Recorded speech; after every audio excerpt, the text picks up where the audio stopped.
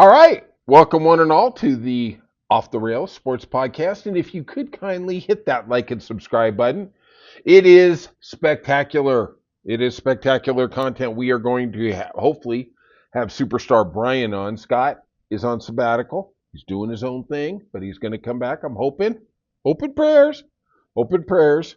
But we had quite the weekend in the world of sports. We're going to recap it. Obviously, I did another podcast on the OKC Thunder winning the NBA title, their first in their history of 17 years in Oklahoma. And congratulations to them. They played magnificent. It does break my heart seeing what happened to Indiana and Tyrese Halliburton blowing out his Achilles. It's just a tough way to lose. It's just never easy. And kudos. Let's talk about also the NBA. We're going to have the draft on Wednesday. We had a huge trade. Kevin Durant was actually at a fan fest in Brooklyn when he was made aware that he had been traded to Houston, one of his three preferred teams. He was traded for Jalen Green, Dylan Brooks, the number 10 pick in this Wednesday's draft, in 5 seconds. To be honest with you, I don't know what all the 5 seconds. I think that's a they use that for salary cap issues, things like that. And Houston, this is the missing piece. I don't know if they can get to the title, but god dang, they need to win a series, right? They need to have somebody in the last 3 minutes that they can go, okay, get some points, get some buckets. Kevin Durant, the last 2 years, has played 60-plus games and 70-plus games, so the durability issue isn't that big of a deal. He's going to be 37. Yeah, that's always a problem with somebody old like that, but, as we look at LeBron James, 40 is the new 28, and I think it's a great move for the Rockets at some point. They have just multiple assets. They did not give away their 27 Phoenix pick, which I think is going to be highly lucrative down the road. It was really a good trade. I understand exactly why Phoenix had to trade it. They had to get something. They have to hope Jalen Green is going to be somebody they can build around, or maybe next year flip for more valuable pieces. Matashebe has just done a terrible job in Phoenix. He has spent a lot of money, but it obviously hasn't been very well directed. They fire a coach every year. Things don't work out. And now what do you do with Devin Booker? I mean, you are stuck with that Bradley Beal contract forever. And, why did you give him a no trade? I mean, really, I really thought you could have made something. You could have made a silk purse out of a sow's ear if you could have got rid of him for Jimmy Butler. I thought Jimmy Butler was the real guy. And as he went to Golden State, it proved that he still has some gas left in the tank. So kudos to Houston. I think it's a really good move. I think it's going to really solidify them, especially in the playoffs, especially in crunch time. Just keep Kevin Durant happy. Because one thing about Kevin Durant, the last 10 years, he just seems very unhappy with whatever choice. Ever since 19, I guess that's 7 years.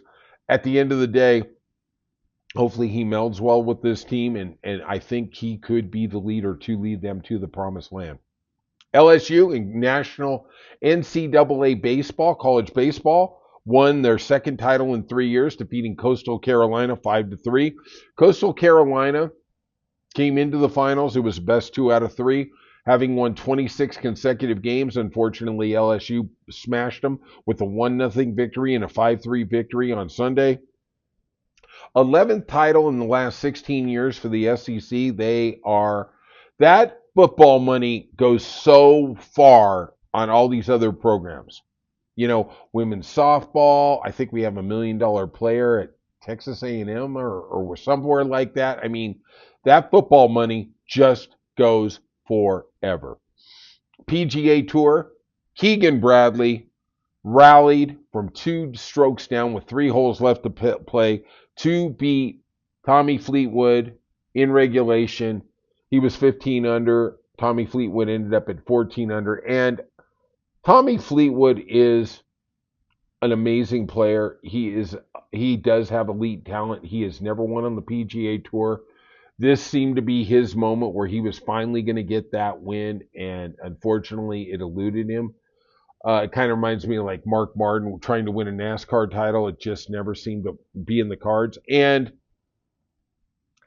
Keegan Bradley played great. He did, but Tommy Fleetwood. I saw a picture of him after the round, seeing his wife and his kids, and he was crestfallen, and they just hugged him and loved him, and in those terrible moments, you find out where your soul is. I remember back in the day when Nick Faldo, who turned out to be truly one of the greatest golfers ever, was called Nick Foldo, and he just couldn't win in a major. Yeah, he won regular tournaments, blah, blah, blah.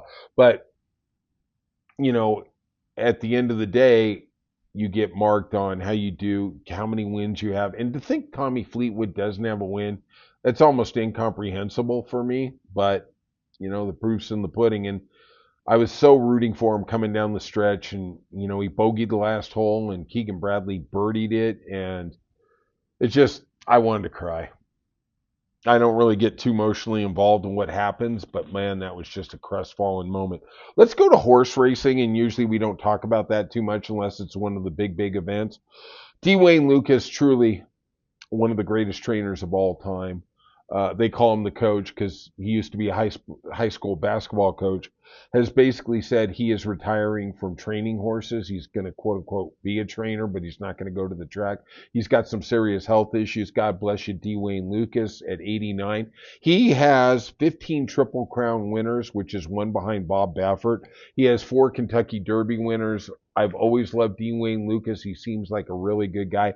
I don't trust Bob Baffert. I don't believe in him. I think he juices his horses. That's just my opinion. I don't trust anything that goes on with Bob Baffert, but therein lies the rub, right?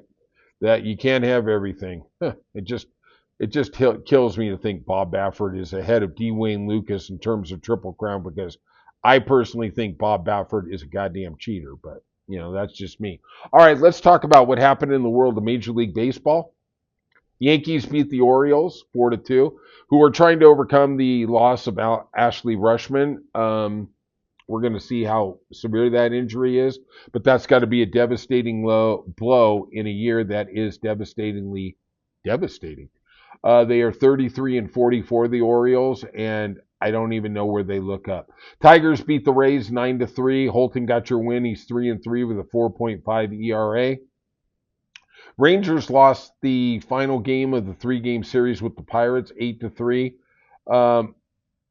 Jake Leiter, Al's kid, 4-5. I always thought he was going to be a lot better. He was coming out of Vanderbilt. He was going to be that guy, and just never really seemed to. He's still young. He still has potential, but we'll see. The White Sox beat the Blue Jays. We did hear that Max Scherzer is going to come back off the DL. He is going to pitch on Wednesday. We will see how many innings that is. The White Sox beat them 4-2. The White Sox actually got 25 wins. Wow. Let me look at that. Holy, what? Now I'm at the halfway point. They're on track for 50 wins. God, break up the White Sox. Marlins beat the Braves 5-3, and Alcantara, he's starting to round into form. His ERA and his wins look terrible, but he's starting to find his groove. He might be in a very formidable trade chip at the trading deadline. Brewers swept the Twins 9-8.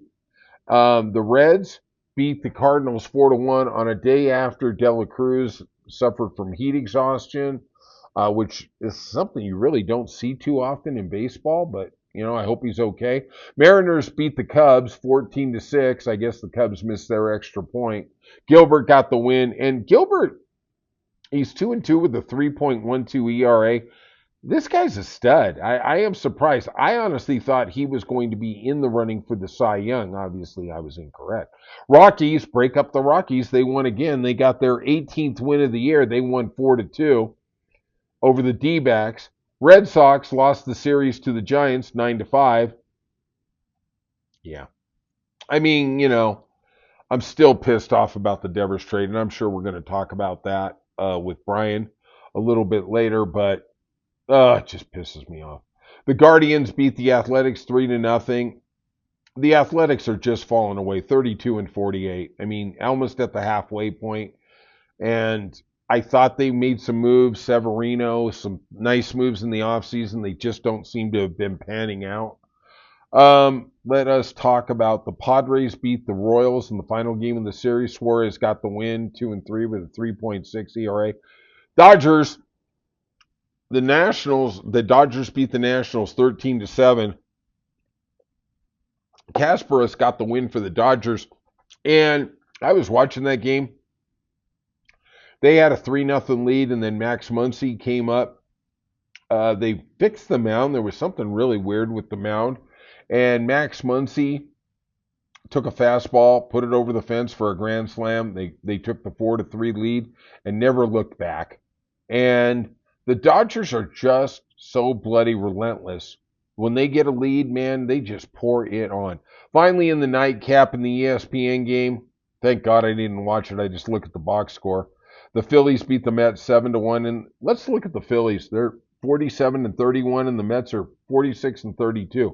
This is for first place in the division. These guys are head and shoulders above everybody else because the Braves are just playing so piss poor. Luzardo got the win for the Phillies. He's 7-3. We'll see what happens. All right. If you could, though, hit that like and subscribe button. It means a lot to us. And we'll see you soon on Off the Rails Sports Podcast.